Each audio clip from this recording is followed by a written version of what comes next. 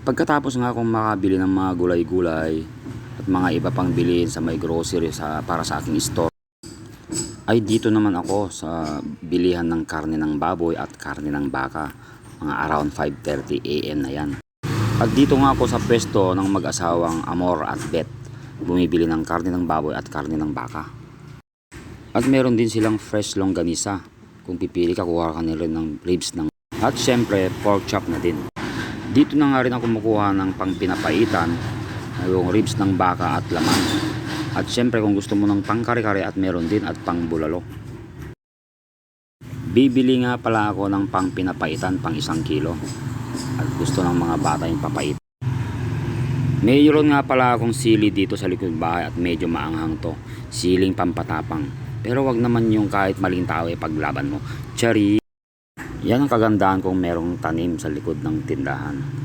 Wow! At syempre, na-prepare ko na rin yung aking iluluto. Dati nang nahiwa-hiwa yung pang pinapaitan. Nalampong na rin yan.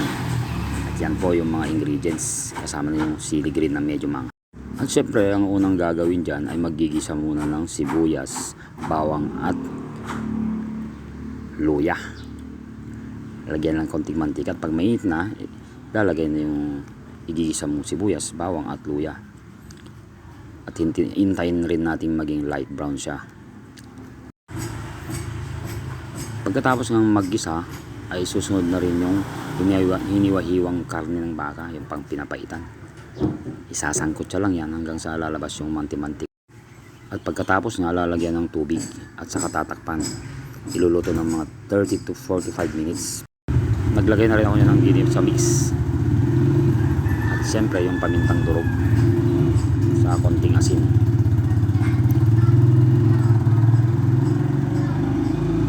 Yun yung pala yung tubig nilalagay para magkasabaw na.